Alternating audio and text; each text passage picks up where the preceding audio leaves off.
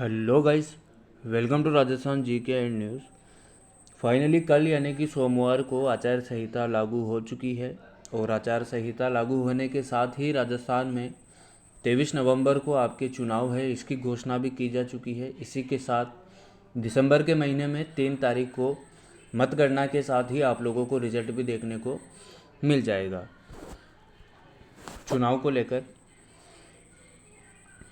Result देखने को मिल जाएगा। आचार संहिता लगने के साथ युवा बेरोजगारों के सपनों पर फिरा पानी।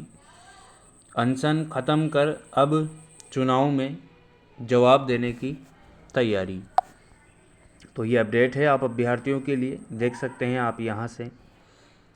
विधानसभा चुनाव है। विधानसभा चुनाव को लेकर आचार संहिता लगने के साथ ही हजारों युवा बेरोजगारों के सपनों पर भी पानी फिर गया। राज्य सरकार की ओर से विभिन्न विभागों में निकाली गई भर्तियों में से कुछ प्रोविजनल लिस्ट तक पहुँचे, कुछ रिजल्ट का इंतजार कर रहे तो कुछ के नियुक्ति आदेश जारी नहीं हो पाए, जिसकी वजह से युवा बेरोजगारों में रोष है।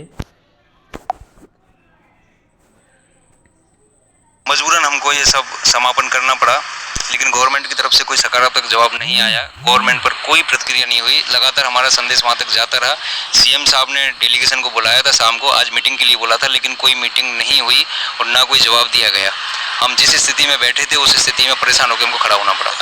8 कैडरों की मेडिकल हेल्थ में जो भर्तियां हो रही थी उसमें 7 का इन्होंने प्रोविजनल सूची जारी कर दी है। एक फार्मासिस्ट जो है, जो पिछले पायदान पर रखा है, हमारी जो सबसे पहले प्रक्रिया चल रही थी उसको लेट करते हुए हमारी प्रोविजनल सूची भी जारी नहीं की गई। हमारा जो धरना प्रदर्शन या आमरण अनशन जो चल रहा था वो इसी के विरुद्ध में था कि हमारी प्रोविजनल सूची जारी करके हमको समकक्ष खड़ा किया जाए, लेकिन गवर्नमेंट ने हमारी एक नहीं सुनी और इस तरह के नए नए एक्सक्यूज खड़े करते गए। और लास्ट एंड फाइनल आज ये है कि हम जहाँ खड़े थे वहीं पे खड़े हुए। अगर सरकार हमारा साथ नहीं देती तो अगर हमारे लिए कुछ नहीं है तो नो वोट। युवाओं के हितों पर सरकार कुठाराघात करेगी, उनके साथ छल करेगी, उनकी मांगों को नहीं माना जाएगा, उन्हें लटकाया जाएगा, तो निश्चित तौर पर युवा भी सरकार के विरोध में आएंगे। ये हमारा मानना नहीं है, उन युवाओं का मानना है, 20,000 लोगों का मानना है, उनके 1 लाख परिवार वालों का मानना है। अगर इन लोगों को नियुक्ति मिलती तो फेसबुक पे, व्हाट्सएप पे बधाइयाँ मिलती, हजारों लोग इनको बधाई मिलते, सरकार का प्रचार होता। घर सरकार को कोई प्रचार नहीं करना पड़ता, घर बैठे प्रचार होता कि इस गाँव में से इतने लोग लग गए, इतने लोगों से संघर्ष कर रहे थे, इतने 12 साल से संविदा पे काम कर रहे थे, ये परमानेंट हो गए। परंतु सरकार ने ऐसा नहीं किया तो निश्चित तौर पे लोगों में मायूसी है, और मायूसी है तो वो कहीं ना कहीं विरोध सरकार का करेंगे। इसी के साथ आगे का अपडेट जयपुर से। प्रदेश के चिकित्सा विभाग में राज्य सरकार ने 8 कैडर में 20,546 पदों पर सीधी भर्ती प्रक्रिया शुरू तो की, लेकिन उसे अंजाम तक नहीं पहुंचा पाई। आलम यह है कि इनमें से 7 कैडर में प्रोविजनल लिस्ट जारी की और फार्मासिस्ट की तो प्रोविजनल लिस्ट तक जारी नहीं की गई। इसके विरोध में फार्मासिस्ट आमरण अनशन पर बैठे, लेकिन चुनावी आचार संहिता लगने की वजह से सोमवार को मजबूरन उन्हें अपना आंदोलन फाइनली ख़त्म करना पड़ा।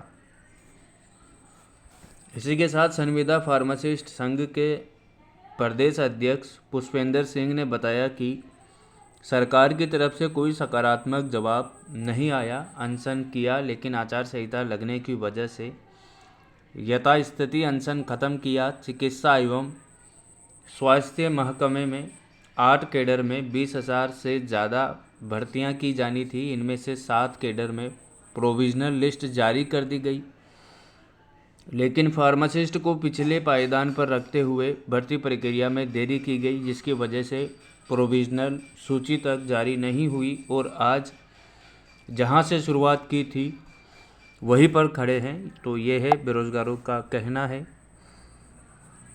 आचार संहिता लगने के साथ ही बेरोजगार अभ्यर्थियों के सपने हैं वो कहीं ना कहीं उनको ठेस पहुंची है।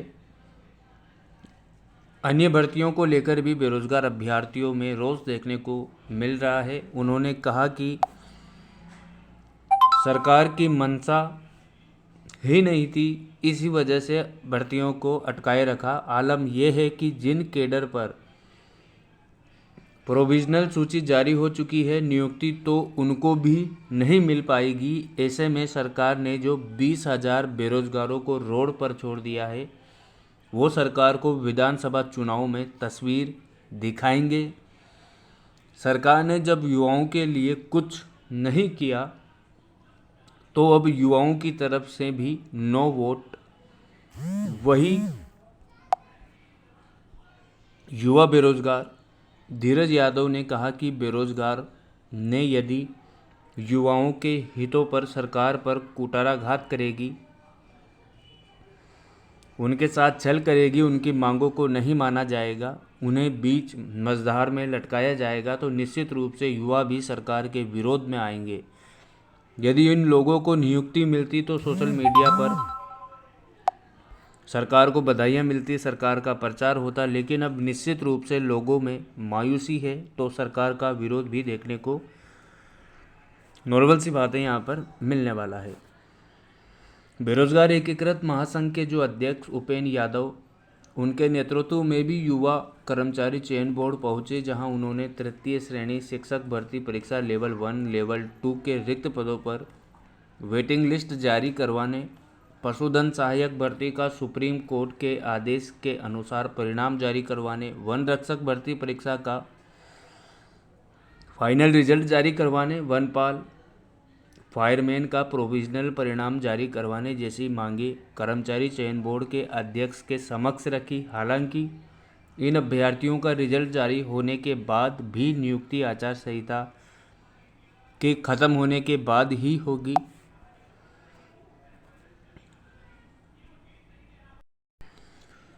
तो इस प्रकार आपने यहाँ से देखा कि किस प्रकार से युवाओं में रोष है सरकार को लेकर के। कई घोषणा की गई सरकार के द्वारा युवाओं के लिए, युवाओं के हित के लिए भर्तियों को लेकर, लेकिन कई सारी वैकेंसीज ऐसी है जिनके बारे में स्पष्ट रूप से कोई जानकारी प्रदान नहीं की गई। नोटिफिकेशन तो बहुत दूर की बात है, लेकिन हालांकि अब आचार संहिता लग चुकी है। अब आगे जो भी अपडेट रहेंगे, जानकारी हम आप लोगों को देते रहेंगे चैनल के माध्यम से। तो जुड़े रहें हमारे साथ, चैनल को सब्सक्राइब कर लें। जानकारी अच्छी लगी हो तो इस वीडियो को लाइक करें। धन्यवाद। जय हिंद, जय भारत।